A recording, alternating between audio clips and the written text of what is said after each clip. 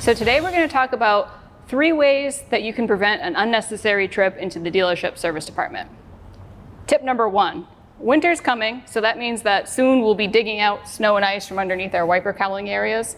And a lot of vehicles have wipers that are recessed underneath the hood cowling, just like this one. So that means that when you're trying to clear snow and ice, you can't actually pick up the wiper arm without either bending the arm or chipping the paint on your hood as the arm contacts the hood. So to prevent that, it's important to know how to put your wipers into service position, and that will allow you to pick them up off the windshield and clean all the snow and ice out from underneath. So I'm going to show you how to do that. So to put the wipers into service position, first we'll access the car menu, scroll down to windshield wipers, and we'll turn service position on.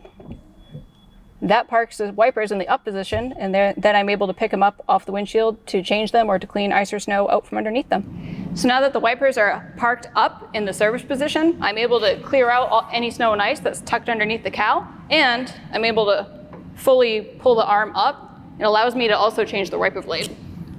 So tip number 2 to prevent an unnecessary trip to the dealership is to check your tire pressures.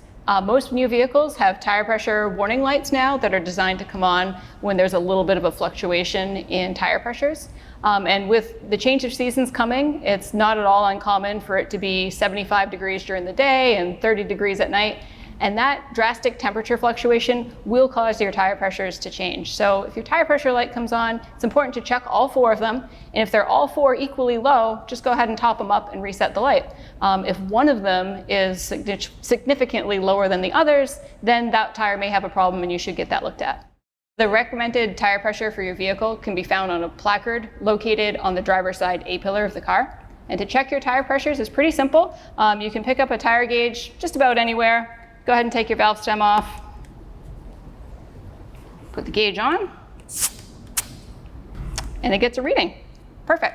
So tip number 3 to prevent an unnecessary trip to the service department is not keeping unnecessary things on the floorboards of your car. And the reason being is newer vehicles have a lot of wiring underneath the front seats that are for your airbag system. There's wires for the airbags that are in the seats and for the passenger occupant detector. And having unnecessary stuff underneath the seats can actually pull on those connectors and cause them to become stretched or unplugged, which will turn your airbag light on, and then you'll be going into the dealership to get it looked at.